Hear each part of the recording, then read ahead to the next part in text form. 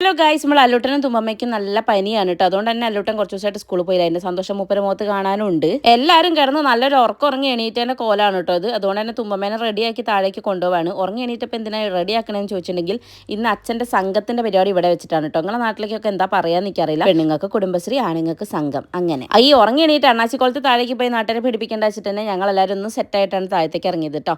അങ്ങനെ തുമ്പമ്മേനെ താഴെ കൊടുത്ത് ഞാനും അല്ലൂട്ടനും കൂടെ കടയിലേക്ക് പോയി. വേറൊന്നുമല്ല, എനിക്ക് അത്യാവശ്യം കുറച്ച് സാധനങ്ങൾ വാങ്ങിക്കേണ്ടതുണ്ടായിരുന്നു. അപ്പം ഞാൻ പീടികയിലേക്കാണ് പോകണമെന്ന് കണ്ടു കഴിഞ്ഞാൽ പിന്നെ അല്ലൂട്ടൻ വാലായിട്ട് തൂങ്ങി വരും. അതുകൊണ്ട് മൂപ്പരും ഉണ്ട് കേട്ടോ. ആ കാണുന്ന ജംഗ്ഷനിൽ വരെ പോകേണ്ട ആവശ്യമുള്ളൂ. നമുക്ക് എന്താ ആവശ്യമുണ്ടെങ്കിലും കടകളൊക്കെ അടുത്ത് തന്നെ ഉണ്ട് കേട്ടോ. കടയിൽ ചെന്നപ്പോൾ അവിടുത്തെ ചേട്ടൻ്റെ വക കുറച്ച് പുകഴ്ത്തലൊക്കെ കേട്ടു കേട്ടോ. കാരണം കല്യാണമായിരുന്നുല്ലേ, ഞാൻ ഫോട്ടോസൊക്കെ കണ്ടു. കുറേ പച്ചസാരിക്കാരെ നടുക്ക് നിന്നെടുത്ത ഫോട്ടോ നല്ല ഭംഗിയുണ്ട് എന്നൊക്കെ പറഞ്ഞ് ചേട്ടൻ്റെ വകയും കൂടെ കുറച്ച് പുകഴ്ത്തൽ കേട്ടപ്പോൾ വല്ലാത്തൊരു സന്തോഷം ഗൈസ്.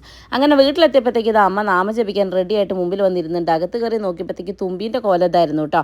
ഫുള്ള് മുഖത്തൊക്കെ വെച്ച് തേച്ച് കുട്ടി എന്ത് കഴിച്ചാലും ഫേഷ്യൽ ചെയ്യാതെ ഇറങ്ങൂല എന്നുള്ളത് നിങ്ങൾക്ക് അറിയാലോ.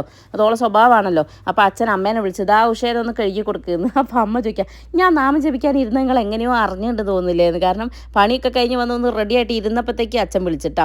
അങ്ങനെ അവർ രണ്ടുപേരും കാര്യമായിട്ട് വിരുന്നുകാർ വരുന്നുണ്ട് എന്നുള്ള മട്ടിൽ ഇങ്ങനെ ഇരിക്കുക. അപ്പോൾ ആദ്യം തന്നെ നമ്മളെ മാധവേട്ടനാണ് വന്നത്. അച്ഛൻ്റെ ബെസ്റ്റ് ഫ്രണ്ടാണ് കേട്ടോ. ബാക്കി വരുന്ന ആൾക്കാരെ വെൽക്കം ചെയ്യാൻ വേണ്ടിയിട്ട് അച്ഛനും മക്കളും മുമ്പ് തന്നെ പോയി നിൽക്കുന്നുണ്ട് കേട്ടോ. ഒന്നുകൂടെ പറയുന്ന ഇൻട്രോ നിങ്ങൾ പറഞ്ഞോളൂ.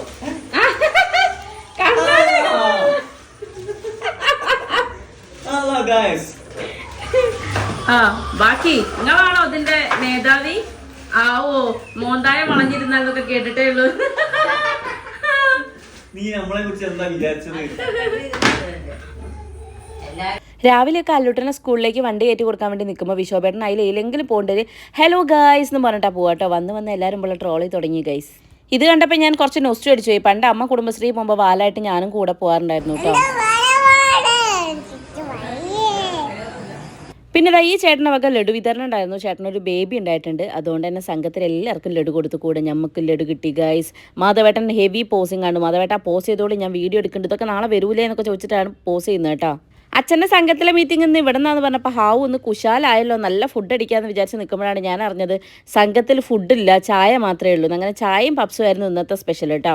പപ്സ് എന്ന് പറഞ്ഞിട്ട് ഞാൻ അതിന് വേണ്ടി വെയിറ്റ് ചെയ്യണം. അപ്പം നമ്മൾ ചായ ഉണ്ടാക്കണതാ കണ്ടില്ല. അമ്മ ആളെ എണ്ണി പഞ്ചസാര ഇടുമ്പോൾ ഞാനത് എടുത്തതാണ് കേട്ടോ. അങ്ങനെ ഇതാ നമ്മൾ ചായയൊക്കെ ഏകദേശം ഏലക്കായിട്ട് നല്ല അടിപൊളി ചായയും പപ്സും ഒക്കെ റെഡി ആയിട്ടുണ്ട്. ഇനി അങ്ങോട്ട് കൊടുത്താൽ മതി. പക്ഷേ കൊടുക്കണമെങ്കിൽ ഇവരെ കണക്കുകൂട്ടലൊക്കെ തീരണ്ടേ. അങ്ങനെ ഇവരെ കണക്കുകൂട്ടലൊക്കെ കഴിഞ്ഞപ്പോൾ നമ്മൾ എന്ത് ചെയ്തു, ചായയൊക്കെ കൊടുത്തു കേട്ടോ. അമ്മേൻ്റെ വക അമ്മ ഉണ്ടാക്കിയ കുറച്ച് ചക്ക ഉണ്ടായിരുന്നു, അതൊക്കെ കൊടുത്തു. ചിപ്സ്, അങ്ങനെ കുറച്ച് ഐറ്റംസ് ഒക്കെ ഉണ്ടായിരുന്നു.